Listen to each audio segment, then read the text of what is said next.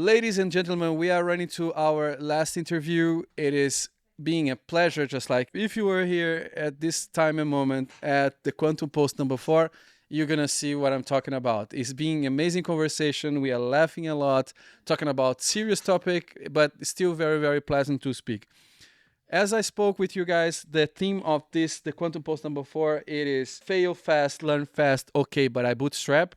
It is to highlight to people that is really building the Web3 AI ecosystem, but maybe it is not as valued as should be. So I think this talks a lot about the life mission of Zebra Region House, Web3 District, and also the Quantum Post. It is a chance to people that is really valuable, good engineers that is doing a great job. But sometimes people just want to have this pump to dump or KOLs on YouTube that maybe sometimes it's just 6 months, 1 year in the Web3 ecosystem. And the real people that is building this, we can call revolution of Web3, blockchain, and AI, they are secluded, more calm, more quiet, very humble most of the time. And I think part of my mission is kind of highlight the people that is really shaping the ecosystem and the future of the world. Because what was before just a choice, how many of you kind of in the past understand that blockchain was just a type of a choice or a type of a new technology in which you can use or not? Now it's different. Right now, blockchain and AI, it is the future of governance, the future of identity, the future of finance. So whether you want or not, we need to learn more about it and be curious, because even if you have 10 years in Web3 like I am, or 1 or 2, you need to understand that Web3 and AI is so broad that you need to constantly be open to change and learn more and more. With that said, it's background of my next guest. I want to formally introduce him with the intro that he chose. It is Clément, computer scientist, CTO, and co-founder of Kleros, a decentralized arbitration court for smart contracts, expert in game theory, mechanism design, and smart contract security, contributor to Sybil-resistant systems, proof of humanity, and prediction markets, competitive Magic, the Gathering player. I need to talk about the Magic, the Gathering, structure. With a great pleasure, I want to welcome Clément. Round of applause. Thank you very much. You please can take your seat. Man, why on earth just like people don't know more about you? You being such an important collaborator, first to the Portuguese ecosystem. If I'm not mistaken, you are running the first Web3 blockchain dedicated physical space in the whole country.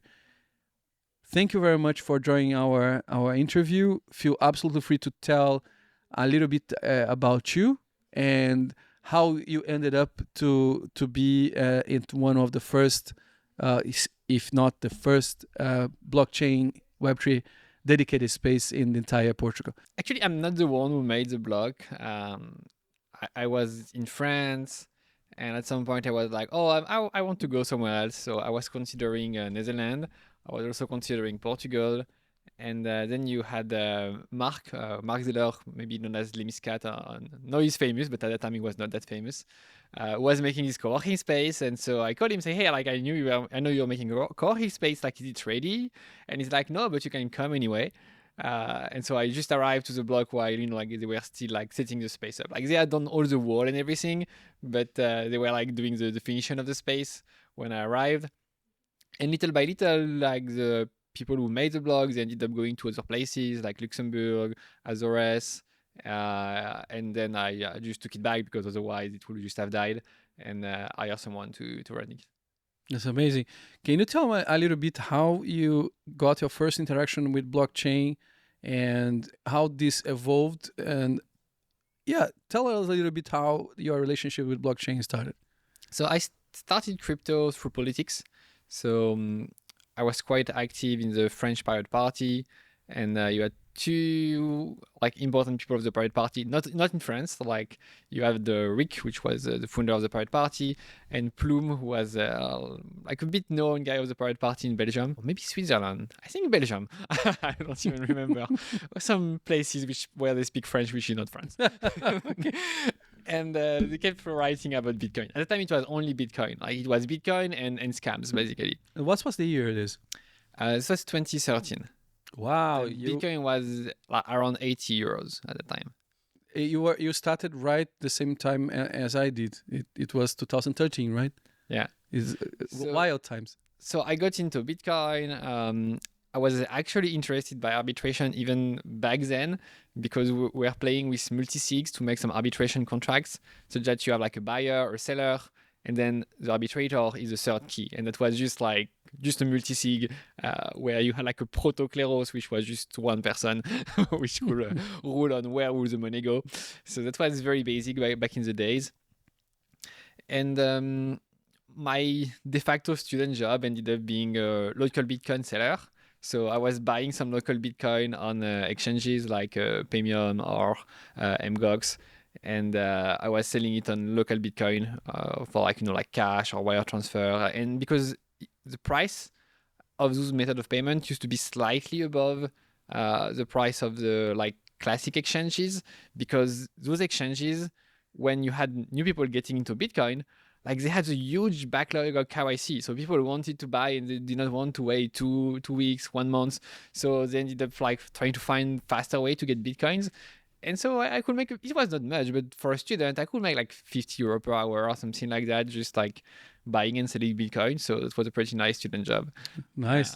And that's how I got into Bitcoin, both from like a academic perspective, like studying in like making some multi-sig project with my university, and selling Bitcoins. Okay, and then you are an engineer. Can you tell me a little bit? Did you graduate? You are a software engineer or so? Yeah, so I have a double degree. So one in France, which is UTC, which is University of Technology of Compiègne, and in the US, Georgia Tech.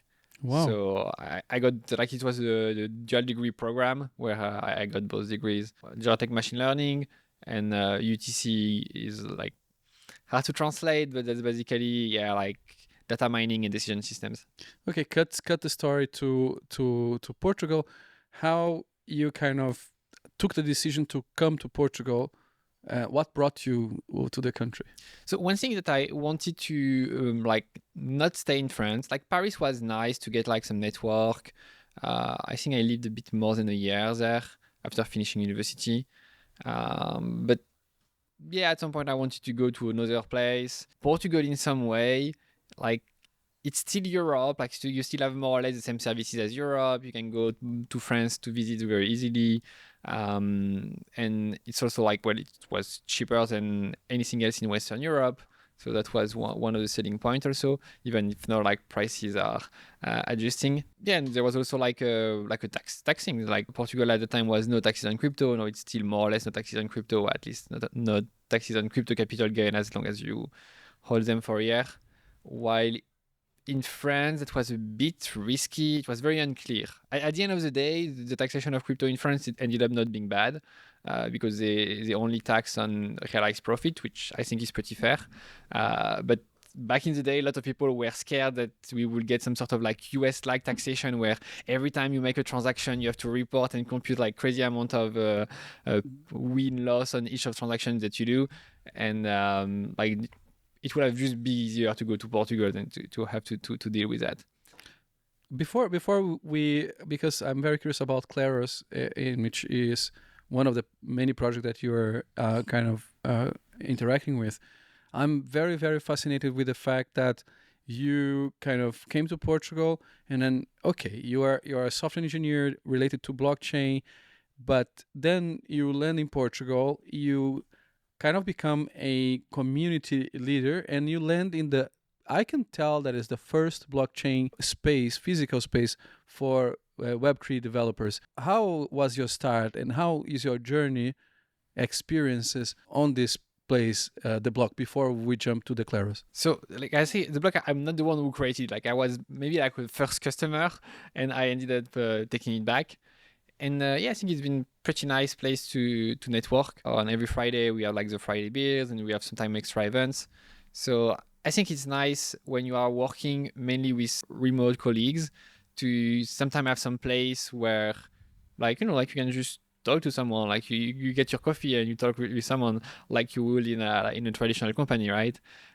Because if you're just like alone at home all day, at some point it can be like monotonous and boring if you just stay at home. It's amazing.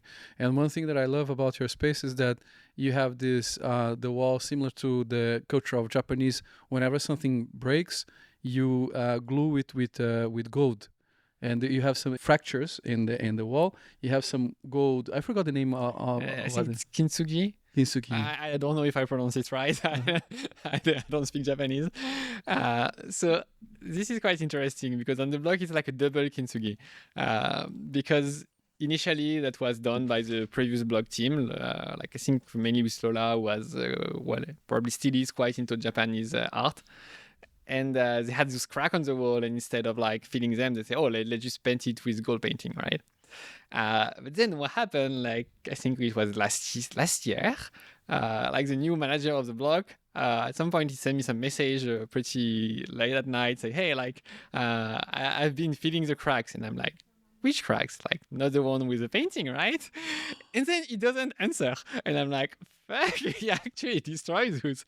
So then I go there and I see it's like filled with plaster, or I don't know if it, like something to fill the crack. And I'm like, "Man, what did you do? That was It killed the art." And then he's like, "Oh, I'm so sorry. I'm gonna like remove that." So then you start to remove like the plaster-like kind of substance. But like the painting is it's not still possible to get the paint the way it was before, right? Because you still have a bit of like in the cracks, like some stuff are hard to remove, right?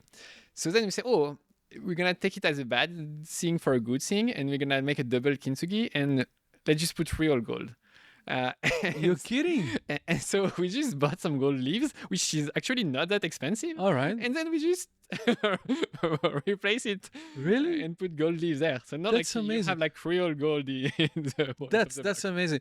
One thing that one of my favorite art movements in my life. So I've been studying in a French school, and I've been doing my first graduation is industrial design and design.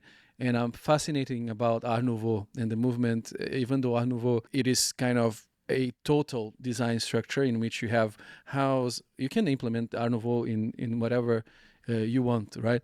But I think one thing that you do very, very cool, and I think this relationship with arts, and it is to respect the process. No matter it is, and it's something that I try to implement here as well. It is that it is not state-of-the-art design, so on and so forth, but each furniture has their own history.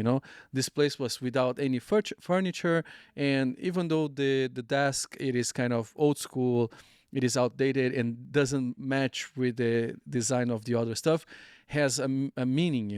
It is the gift from the Embassy of Japan. It is a place with a soul, and very few people in the Web3 respects the process. They just want to see a very expensive project or house or something like that, in which it is all ready and is soulless. And one thing that I admire a lot about your, administration on the blog, or help with the blog, together with other people that is there, it is respecting that the place has their own way to be, and this what makes very, very interesting, because as I had an experience to see other spaces that is very well funded, it has a lot of good design, amazing, media center, they don't glue people together, in my opinion. They don't have a thesis, they don't have an ethos. And I want you to speak a little bit about this spirit of allowing the process, like the one you kind of got a little bit not satisfied when the Kitsugi was removed. Can you tell me a little bit of your experience in the blog, and together with, I think, Guga as well, that is running the community together with you. How is your experience with the people there, with the builders? What you're sometimes trying to guide this place somehow?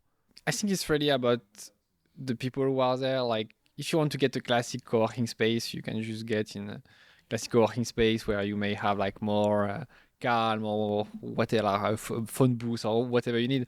But the interest is really to get crypto people together for cross-pollination, so that people can like give ID to some other people working there. And sometimes like you get stuck, or sometimes someone has some issue, and then they're just gonna help each other and learn from each other, and sometimes like partner with each other. So that's kind of like the idea of the blog. Like it's mainly it's like a not just a co-working, like it's also like a living space in some way. You see like a lot of people, they would be there sometimes. Like if you go at 22, 23, well, here also, but I guess it's special today. Yes, you will see some people who are still there in the blog. no, we have. It's sometimes people, even myself, when we are super tired, we'd get one of the sofa, take a rest, a nap, and sleep. I think it is really, as you said, it's a co-living. Is a place in which you work, but you're comfortable also to relax. Especially because us as the developers, builders, programmers, we don't fit pretty much with the working schedule, right? We sometimes need to work until 6 a.m., 4 a.m. Our creative spot. Before jumping to Kleros, because I want to hear a lot about Kleros and what you want to share about it. I'm also fascinated with something that you are active Magic the Gathering player, and the best moments and networking that I've done in my life was playing games. Is where you see if the person is collaborate or not, if the person is a cheater or not, if the person can actually be smart, because when you play with somebody and somebody really wants in a board game or a cards game, he wants to perform good. You see that he has sometimes complex type of strategy to outsmart somebody.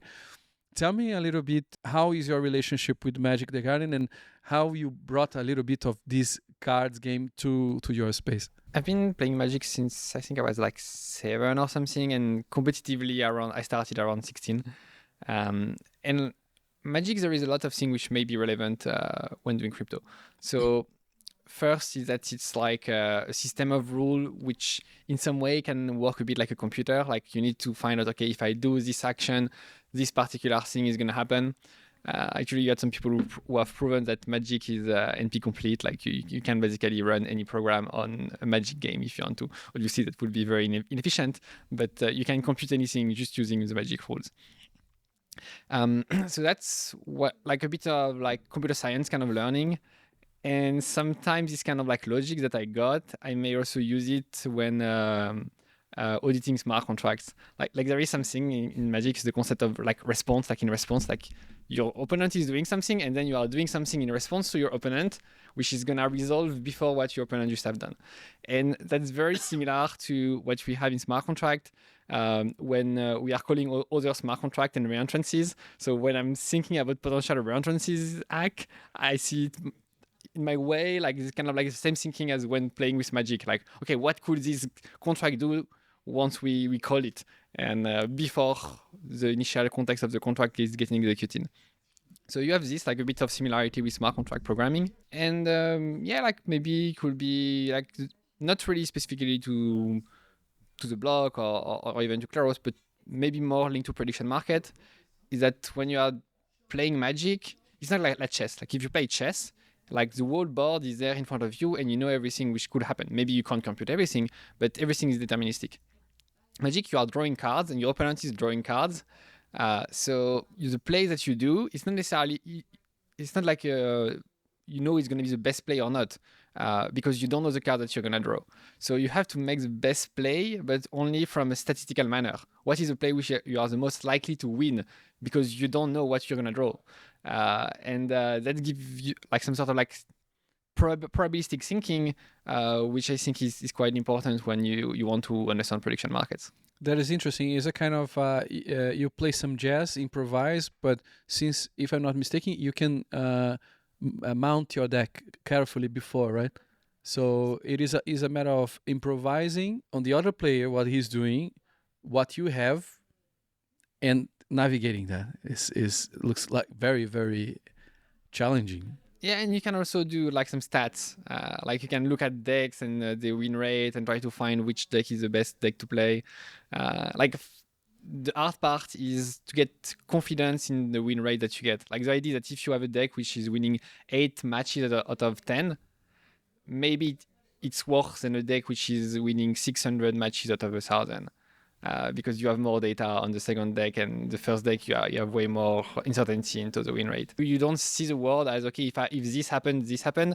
It's all like probabilistic inferences. I understand. Now jumping from Magic to understand the magic you are doing on Kleros. How Kleros started and why?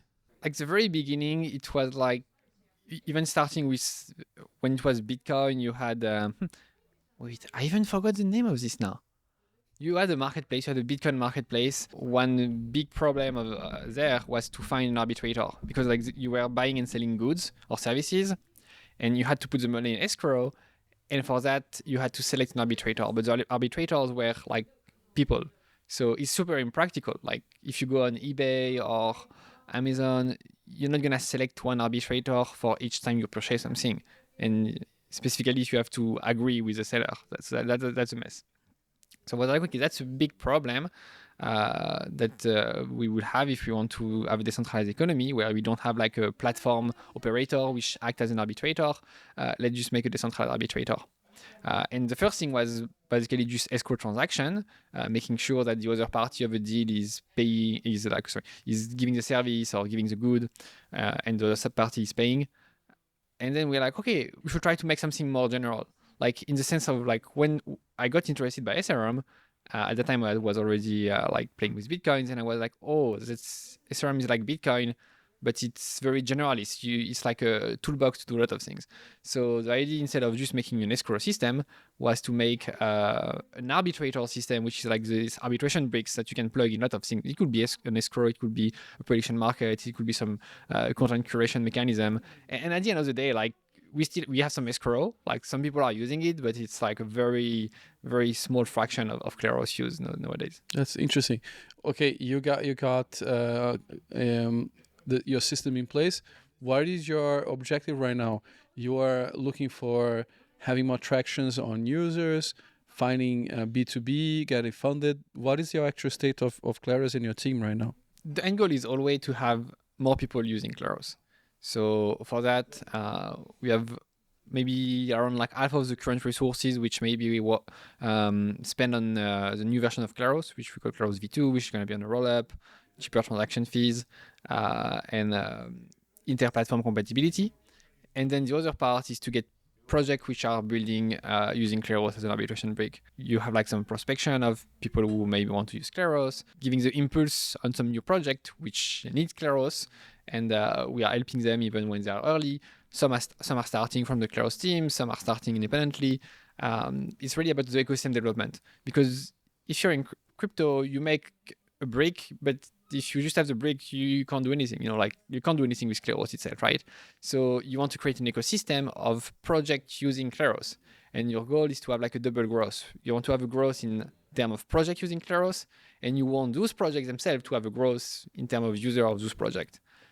So that's the goal for Kleros expansion. So Kleros is not really fundraising right now. Like we have a pretty nice treasury, like a first token sale, which did not go as well as we would have expected, but it was still like in the couple of millions, so that was still pretty nice. At some point, we had like ETH going to like around $80, and like it was during Osaka, and at Osaka we were actually thinking, okay, what are we gonna do? Like we have no more money. Like are we gonna manage to make a raise, or are we gonna put like the project in like hibernation until this very bad bear market finishes? And then we make a second sale, and we manage to raise pretty well. Price of crypto increases. We get Uniswap funding. Why Uniswap funding? So because we get the Uniswap airdrop, and we were one of the first projects using Uniswap. Really? Yeah, because we were actually building something very similar to Uniswap back in the days. Because back in the day, that was around time of Prague, of DEFCON Prague, we needed to be listed on an exchange. And all those exchanges, they were like, yeah, like you need to pay us like $500,000, $1 million of listing fee. Like it was crazy. And I was like, fuck it, it's gonna cost us less to build an exchange than to be listed on one.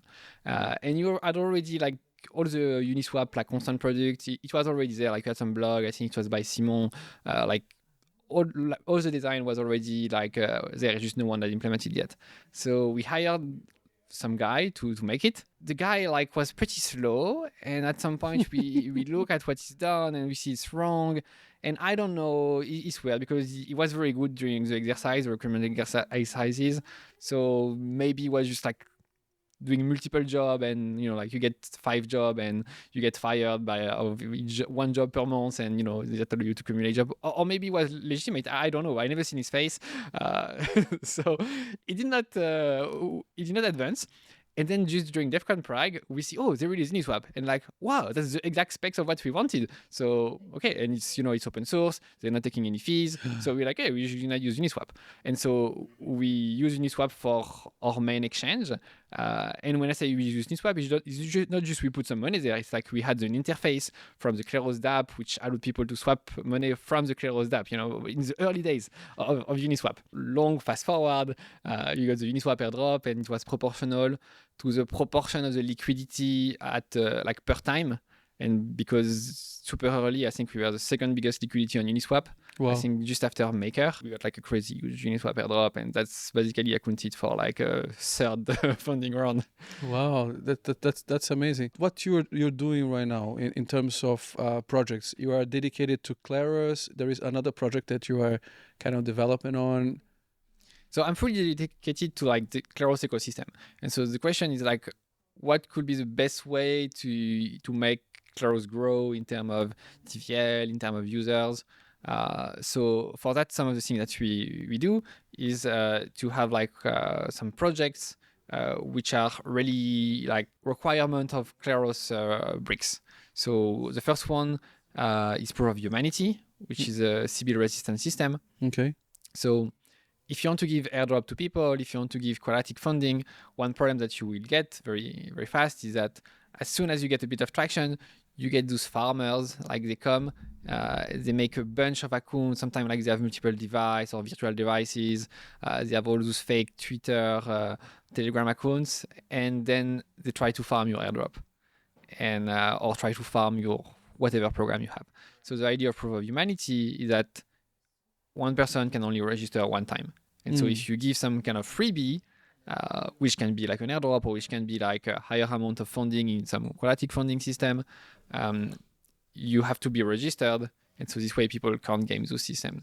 So that's one of the really big problem that Proof of Humanity is answering is how do you prevent people from Sybil attacking your system? And I know it because like at some point again, like you had some guys, they were making, when you have farming like for token, like the food farm and all of this kind of, I don't know if you were there at the time. They say, oh, you can only farm like $10,000 per address. And what we just did is just we made some contract which was creating child contract, and we put $10,000 on each of the child contract, and the master contract just make them repeat the same calls, and I just bypass the limit, because there is nothing which prevent me from creating tons of accounts. Yeah. And that's pretty fun because like sometimes we do stuff, and then like three or 4 years later, you have some online sluts which come and say, oh, look at what they were doing on Twitter. and they bring back my contract that I made to bypass those restriction that no one talked about during those days, but sometimes people rediscover like history of the blockchain, and it's pretty fun. And bring back, and yeah, that's very interesting. Even for the Uniswap airdrop, this did happen. Like at some point you had some guy multiple years later, they woke up and say, hey, like the Kleros team, they got this huge airdrop, and they were a bit suspicious. Like they were almost accusing us, like us personally, of having kept the money. Well, no, like it's the money of the cooperative, so it always will stay within the cooperative. Amazing. Now a question here, just like with whom kind of Kleros can collaborate in terms of chains or layers in which can help you guys to create more more adoption? Like any project which needs some answer to questions which are a bit subjective. When I say a bit subjective, like if you want to compute something, like, okay, you make a transfer, you have an AMM, this is 100% objective. Like you just have to execute code. There is no need of human judgment, right? If you need to take a complex decision, like a governance decision, this is very subjective. You can't judge on that because there is not really a right or wrong answer on that. Or at least there may be a right or wrong answer, but you don't know it yet. And so you have things like that would be futarchy, but that's not Kleros. So Kleros is really when you need to get some human judgment on something which is a bit subjective. So like, was this work done properly? Who won the US election? Who won the US election? It looks objective, but it's actually a bit subjective for the chain because the chain has no way to know that. Yeah. And okay, this year everyone agreed that Trump won, but in the last US election that was not that clear because you had a lot of people who argued that Trump did not lose the election because he wasn't like claiming there were some fraud and doing some legal actions. So we had, for example, a dispute on did Trump lose the election in 2020. So that's where you need Kleros. Content curation, you want to prevent people from putting like a scam front end. Like for example, recently we had like a immutable front end which released where it's a curated registries of front end. So that you can't really get this like the kind of issue that we got with Safe recently. Well, we were not affected, but we could have. Like they did not target us because they targeted only like the big fish with billions in their Safe, but the front end was compromised. So this, for example, we can create front ends. So you can submit a front end, say that this front end is a front end for this DApp, and if it's a fake front end, if it's a scam, the guy submitting the front end is going to lose his deposit. And to know if it's a scam or not, well, that's a Kleros call, and you need some juror to solve that. That's amazing. So we have amazing kind of opportunity to talk with Clément. It's been very, very cool to see that you are using blockchain for good, and almost like I think priesthood, just like because you really need sometimes to be dedicated to it. It is a cause because, in my opinion, not only the Web3 landscape, but also in general, the world needs some type of trust, points of reference. And we appreciate a lot that you are kind of spending your time to, of course, kind of to earn money, but also to make Web3 a little bit more healthy, in terms of safe security and etc. Before we go to the last remarks, how Kleros makes money? So you mean like which Kleros? Like Kleros the DAO? Yes. Kleros the DAO doesn't really try to make money. It's really like jurors. So if you want to be a member of Kleros, you get some tokens, some PNK. And when there is some disputes, you can be drawn in the dispute, and then you will arbitrate the dispute, and you will be paid for that. So there is not really like a money going to like the DAO. Like it just jurors who are getting paid. Now, like to develop the protocol, to develop the ecosystem, we have the Kleros cooperative, which is like a specific kind of French company where you can't just give dividend. Like it has like a specific goal, which is developing decentralized dispute resolution systems, which like got some money from like some PNK that they sold, and some grants also from France and from the EU, which is developing the protocol. And again, like it's not really a goal to make money.